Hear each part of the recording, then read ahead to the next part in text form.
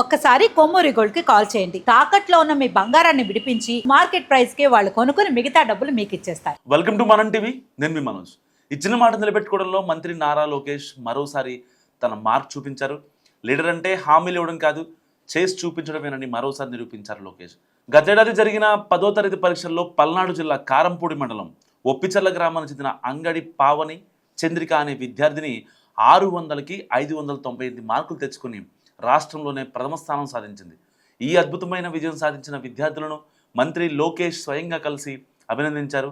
ఈ ఆత్మీయ సమావేశంలో పావని చంద్రిక తన ఆవేదనను మంత్రి లోకేష్ దృష్టికి తీసుకెళ్లారు. తాము రోజు బడికి వెళ్లే ఎస్పేట రోడ్డు అధ్వానంగా మారిపోయిందని, వర్షాకాలంలో తీవ్ర ఇబ్బందులు పడుతున్నామని వివరించింది. సో విద్యార్థుల కష్టాలు విన్న వెంటనే లోకేష్ స్పందించిన తీరు నిజంగా అందరినీ ఆశ్చర్యానికి గురిచేసింది.